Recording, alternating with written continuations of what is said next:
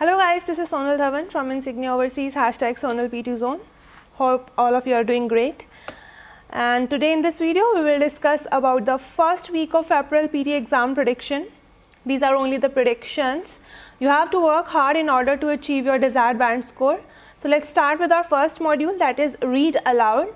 जो read aloud है आपके एग्ज़ाम में ईजी आने के चांसेस हैं. That will be of 2 to 3 sentences but focus on the names. Yes, अगर आपको नेम्स पढ़ने में प्रोनाउंस करने में दिक्कत होती है तो आप उस पर हार्डवर्क कीजिए बिकॉज वो आ सकते हैं.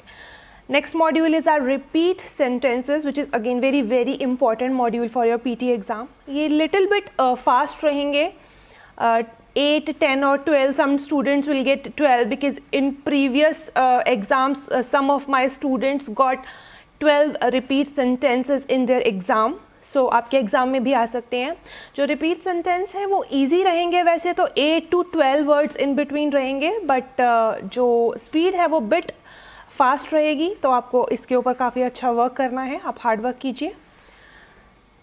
Our third module is describe images. तो आपको फोकस करना है पाई चार्ट पर, बार ग्राफ पर, प्रोसेस डायग्राम पर, कॉम्बिनेशंस पर. कॉम्बिनेशन मतलब पाई और जैसे बार का कॉम्बिनेशन आ जाता है या लाइन और बार का कॉम्बिनेशन आ जाता है, वो वाले कॉम्बिनेशन.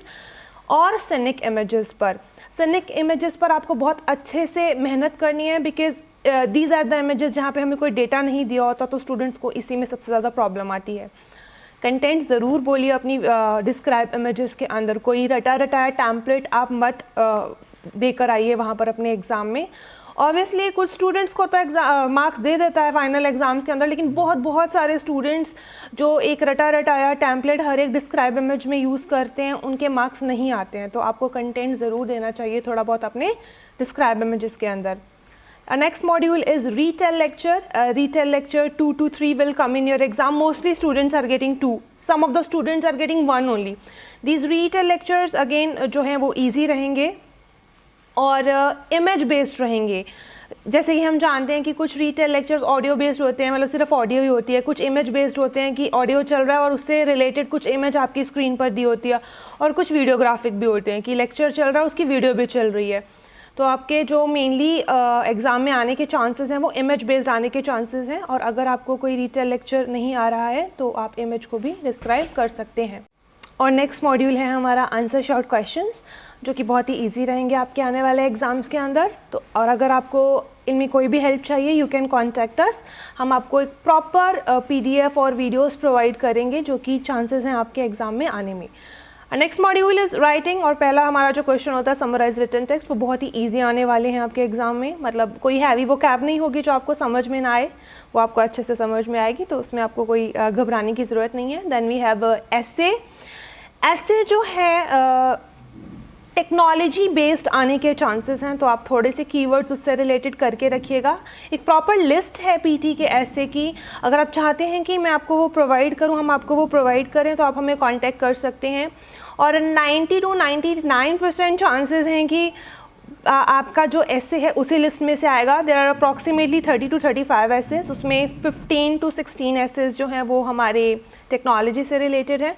और टेक्नोलॉजी से रिलेटेड ऐसे आने के पूरे चांसेस हैं आपके एग्ज़ाम में फर्स्ट वीक ऑफ अप्रैल में. Then we have reading part. Reading all in all moderate रहेगी, लेकिन कुछ भी रेपिटेशन नहीं है उसके अंदर. जो बच्चे रट्टा लगा रहे हैं क्वेश्चंस के उनके लिए थोड़ी डिफ़िकल्टी हो सकती है. तो आपको ध्यान रखना है कि आपको सेंस बेस्ड क्वेश्चंस करने हैं, सेंस बनानी है. कोई ज़्यादा ग्रामेटिकल रूल्स भी अप्लाई नहीं होने वाले और कॉलोकेशंस भी इतनी ज़्यादा नहीं लगने वाली हैं.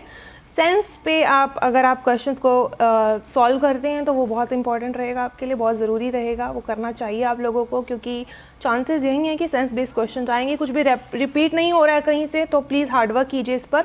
और रीऑर्डर्स 2 आ रहे हैं मेनली स्टूडेंट्स के पास. तो 2 रीऑर्डर्स हैं, वो सिंपल हैं. 4 to 5 सेंटेंसेस के हैं, मोस्ट प्रॉब्ली 4 सेंटेंसेस के हैं. तो ये भी चांसेस हैं कि 4 सेंटेंसेस के ही रहे आपके एग्ज़ाम में. Then we have listening part. और उसमें जो समराइज स्पोकन है वो इजी है, नॉर्मल है, आपको समझ में आ जाएगा. कोई बहुत ज़्यादा फास्ट नहीं है. लेकिन मैं लिसनिंग के बारे में एक चीज़ आपको बताना चाहूँगी कि ऑल इन ऑल लिसनिंग जो है वो फास्ट होगी. तो ओवरऑल एग्ज़ाम तो इजी होगा आपका, लेकिन लिसनिंग थोड़ी सी फास्ट होगी. तो उसी तरीके से प्रिपेयर कीजिएगा. समराइज स्पोकन टेक्स्ट इजी आएंगे.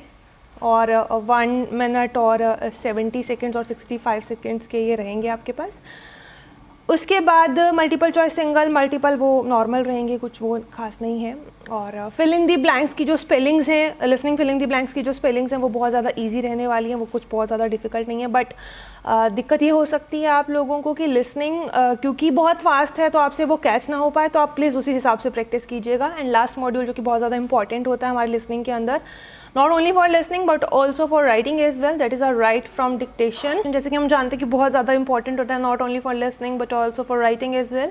तो इस पर आपको बहुत ज़्यादा मेहनत करनी है। ये थोड़ा सा फास्ट आएंगे, 8 to 12 वर्ड्स इन बिटवीन रहेंगे, बहुत ज़्यादा मुश्किल नहीं होंगे ये वर्ड्स, स्पेलिंग्स बहुत ज़्यादा मुश्किल नहीं होंगी, लेकिन फास्ट होगा तो कैच करने में इशू हो सकते हैं। 3 to 4 सेंटेंसेस आ सकते हैं आपके एग्ज़ाम के अंदर, ईजी हैं बट फास्ट है, मैं फिर से बता रही हूँ, तो आप उस चीज़ में अच्छे से प्रैक्टिस कीजिए। तो ऑल इन ऑल आपका जो पेपर है वो ईजी रहेगा, बट लिसनिंग जो है वो फास्ट रहेगी, मैं फिर से बता रही हूँ। ये जो भी मैंने आपको इस वीडियो में बताया ये सिर्फ एक प्रेडिक्शन है, और मैं आपको ये नहीं कहूँगी कि इस दिन इजी पेपर आएगा या इस दिन मुश्किल पेपर आएगा, क्योंकि ऐसा किसी को कुछ नहीं मालूम है। अगर आपको कोई ये कह भी रहा है तो ये बहुत गलत है। अगर आप अच्छी मेहनत करते हैं तो आपका पेपर आपको आसान ही लगेगा, और अगर आपने मेहनत नहीं की है तो फिर वो मुश्किल ही लगेगा। तो मैं ये नहीं कहूँगी कि पेपर आसान बहुत होता है या मुश्किल बहुत होता है। अगर आप मेहनत करेंगे अच्छे से तो आपको आपका एग्ज़ाम आसान ही लगेगा, और पर्टिकुलर ऐसा कोई डे नहीं है कि इस दिन पेपर आसान आएगा या इस दिन पेपर मुश्किल आएगा। तो have to work hard, you have to work hard and smart in your PT exam.